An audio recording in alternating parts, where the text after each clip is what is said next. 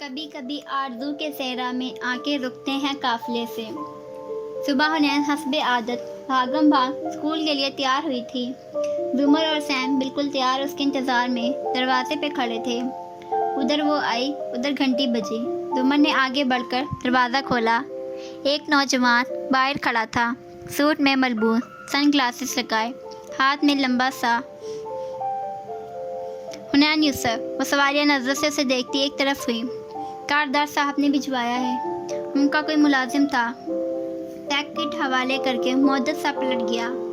باہر اس کی کار کھڑی تھی۔ حنین قدرے حیران، قدرے الجھی ہوئی ڈبہ لے کر اندر آئی، گول میز پہ اسے رکھا۔ سب ارد گرد اکٹھے ہو گئے۔ اس نے ذرا تذبذب سے ڈھکن اٹھایا اور پھر وہ سانس لینا بھول گئی۔ نیا نکول laptop, iPad, iPhone, iPod, ہر جدید آلہ الگ الگ ڈبے میں تھا اور ان کے اوپر ایک نوٹ۔ میں کسی کا احسان نہیں بھولتا، اورنگزیب۔ زمر نے نوٹ پڑھا۔ ندرت نے آہستہ سے اسے بتایا کہ وہ کون ہے۔ فارس کا وہ کزن ہاشم جس کا سعدی اکثر ذکر کرتا ہے۔ اوکے۔ حنین کے تاثرات دیکھنے لگی، جو اب شوق سے نکل کر خوشی خوشی سب کھولنے لگی۔ ندرت البتہ چپ ہو گئی۔ اتنے مہنگے مہنگے تحفے، یہ ہمیں نہیں رکھنے چاہیے۔ زمر سیم کو لے کر دروازے کی طرف بڑھ گئی۔ وہ ان کی اتنی ذاتی سی گفتگو میں مکھل نہیں ہونا چاہتی تھی۔ نکلتے ہوئے اس نے حنین کی آواز سنی، امی یار کیا ہے؟ میں نے ان کا لیپ ٹاپ ٹھیک کیا ہے، وہ شکریہ کرنا چاہ رہے ہیں۔ ایسے کیسے واپس؟ وہ باہر آ گئی۔ جب ہنہ کار میں آ کر فرنٹ سیٹ پہ بیٹھی تو اپنی امی کا موبائل کان سے لگائے بات کر رہی تھی۔ زمر کو معلوم تھا کس کی کال ہوگی، اس کی آدھی رات ہوگی ہنہ۔ اس نے مسکرا کر کہتے کار سٹارٹ کی، مگر سنے بغیر پرجوش سی تفصیلات بتا رہی تھی۔ لیپ ٹاپ سلور کلر کا ہے اور آئی پوڈ۔ میری بات سنو ہنہ، تم یہ سب واپس کر دو۔ وہ نیند سے اٹھ چکا تھا اور اب مکمل الرٹ تھا۔ وہ بولتے بولتے رک گئی۔ زمر نے ڈرائیو کرتے ایک نظر اس پہ ڈالی۔ یہ سب میں تمہیں لے دوں گا، اور اگر تب میں آپ کو واپس کر دوں تو آپ کو کیا لگے گا بھائی؟ انہوں نے کوئی غریب رشتہ دار سمجھ کر ترس کھا کر نہیں دیا، میں نے ان کا کام کیا تھا، انہوں نے شکریہ ادا کیا ہے۔ اگر میں تحفوں کی لالچی ہوتی تو جب وہ کبھی کبھار پوچھتے ہیں کہ فلاں ملک جا رہا ہوں تمہیں کچھ چاہیے تو ہر دفعہ یہ کہہ کر انکار نہ کرتی کہ سوری انکل، میں بغیر توجہ کے تحفہ نہیں لیتی۔ اوہ اچھا، وہ واقعی سمجھ گیا۔ اوکے تم رکھ لو، اب مجھے سونے دو۔ حنین نے فون رکھ دیا اور کھڑکی کے باہر دیکھنے لگی، پھر قدرے الجھے ہوئے زمر کو دیکھا۔ اگر آپ کو کوئی ایسے تحفہ دے تو آپ رکھ لیں گی؟ وہ اپنے عمل کی صفائی چاہ رہی تھی۔ زمر کو جیسے کچھ یاد آ گیا۔ اس نے گیس سے پچھلا کھانا کھولا اور کچھ نکال کر اس کی گود میں رکھا، سیاہ مخملی ڈبی اور ایک طے شدہ کاغذ۔ حنین یوسف سن رہ گئی۔ کل صبح ہی کسی نے مجھے کوریئر کیا تھا، پڑھو۔ حنین کا چہرہ فک ہو گیا۔ اس نے ڈرتے ڈرتے زمر کی شکل دیکھی۔ وہ پرسکون ڈرائیور کو ڈرائیو کر رہی تھی۔ اس نے دھڑکتے دل سے کاغذ اٹھایا، جولری تک ٹھیک تھا۔ ماموں سے لو لیٹر کی توقع نہیں تھی۔ کاغذ کی تہہ کھولی۔ پہلے کہنے کی ہمت نہیں ہوئی کلاس میں کبھی، یہ آپ پہ اس سے زیادہ سوٹ کرے گی جو آپ پہنتی ہیں۔ اسے لو لیٹر کہتے ہیں، اس سے اچھا لو لیٹر تو لنکنگ بروس لکھ لیتا۔ ماموں کی لکھائی وہ صاف پہچان گئی۔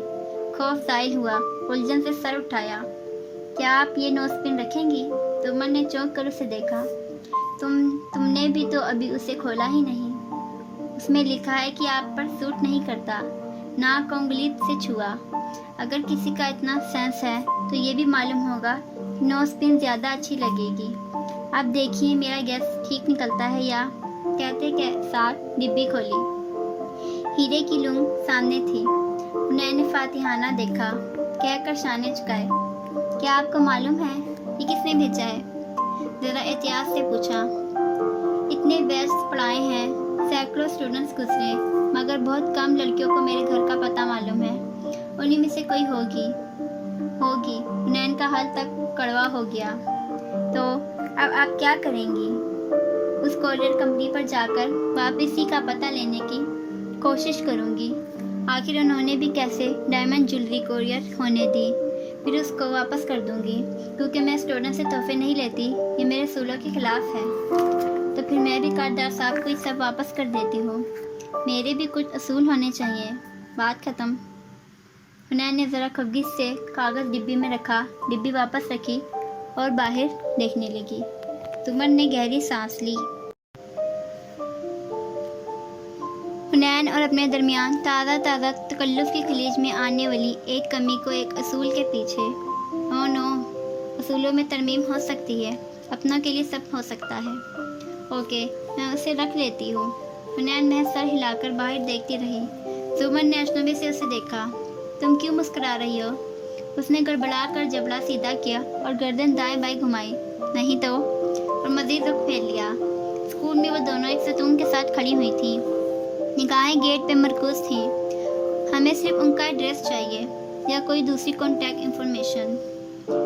वो रही सबरीना। उसने अंदर आती लड़की की तरफ इशारा किया, फिर बेचैनी से जुमर को देखा। मगर आप उसका नंबर पता कैसे हासिल करेंगी? इसके लिए तो आपको रिकॉर्ड रूम में जाना होगा या स्कूल के डेटाबेस सिस्टम। कहाँ जा रही हैं आप? वो जो सतून की ऊँट से निकल कर जाने लगी थी, हुनैन के हड़बड़ाने पर रुक कर उसे देखा। हल्का सा मुस्कुराई। सबरीना से उसका पता लेने और हक्का बक्का खड़ी हुनैन को छोड़कर ज़रा आगे हुई। तब तक सबरीना बरामदे तक आ चुकी थी। हुनैन फ़ौरन घूम गई। समात वहीं लगी थी। जुमर सबरीना के पास से गुजरने लगी, फिर उसका चेहरा देखकर रुके और खुशगवार हैरत से उसे पुकारा। अरे सबरीना, मैडम यास्मीन की बेटी हो ना आप? कैसी हो? मैडम कैसी हैं? सबरीना रुकी, ज़रा उलझा सा मुस्कुराई। जी, मैं सबरीना। आप? डोंट टेल मी, तुमने मुझे नहीं पहचाना। बचपन में तुम कितनी हेल्दी थी, मगर अब ज़्यादा प्यारी हो गई हो। अम्मी किधर हैं? अभी जॉब कर रही हैं। जी अम्मी वाइस प्रिंसिपल। कितनी आउट ऑफ टच हो गई हो। मैं भी दुबई चली गई थी ना, अम्मी भतीजी के एडमिशन के लिए आई थी। ऐसा करो, मुझे अपना नंबर दे दो। कंधे पे टंगे परस से जल्दी नोटबुक और कलम निकाल कर उसे लैंडलाइन भी देना और एड्रेस भी दे दो। मैं मैडम से मिलने आऊँगी किसी दिन। सबरीना को सोचने का ज़्यादा वक्त नहीं मिला। वो कागज़ पे अल्फाज घसीटने लगी। जब वो दूर चली गई तो जुमर सतून तक वापस आई। कागज़ हुनैन के सामने लहराते हुए फातिहाना नज़रों से उसे देखा। वो वाकई मतहीर खड़ी थी। तुमने अभी मेरी ये वाली साइड देखी नहीं थी हुन्ना। वाकई ज़बरदस्त परफॉर्मेंस थी। ही वॉज हैरान परेशान असम्बली के लिए भागी, मगर ठहर कर मुड़ी। ये नाक पे उंगली रखी, आप पे वाकई इतनी सूट नहीं करती, और भाग गई। जुमर ने कार में वापस बैठते हुए लम्हे भर को आईने में अपना चेहरा देखा। सोने की बाली जैसी नक क्या वाकई उस पर सूट नहीं करती थी? ओह नो, उसको मायूसी हुई। वो बात सारे फसाने में जिसका जिक्र न था, वो बात उनको बहुत नागवार गुजरी है।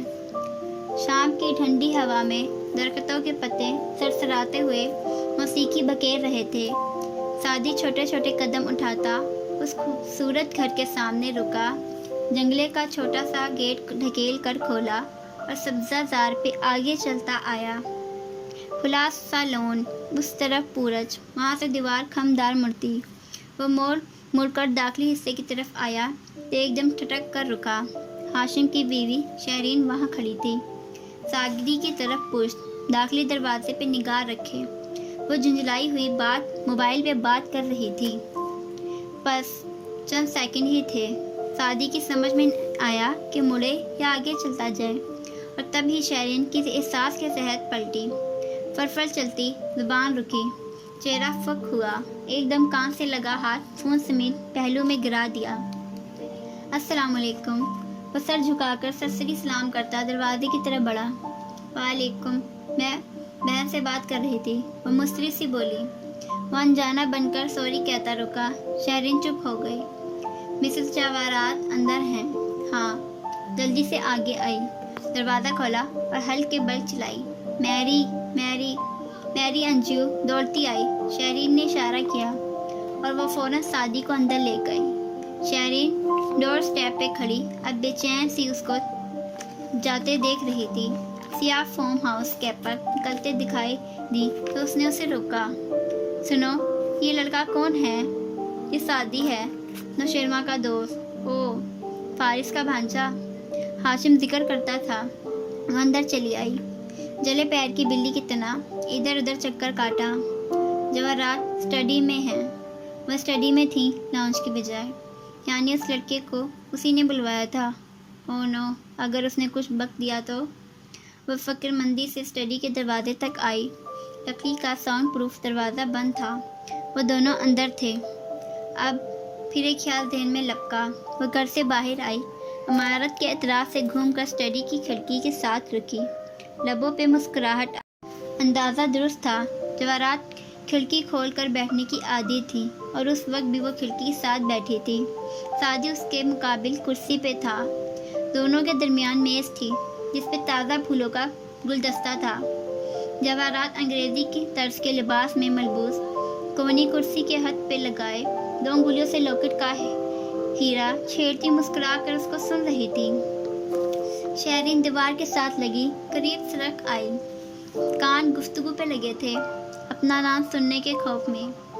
ہمارے ڈپارٹمنٹس الگ ہیں، میں اس کا زیادہ دھیان نہیں رکھ پاتا، مگر پچھلے دنوں کچھ دوستوں سے یہ سب پتہ لگا تو میں نے سوچا۔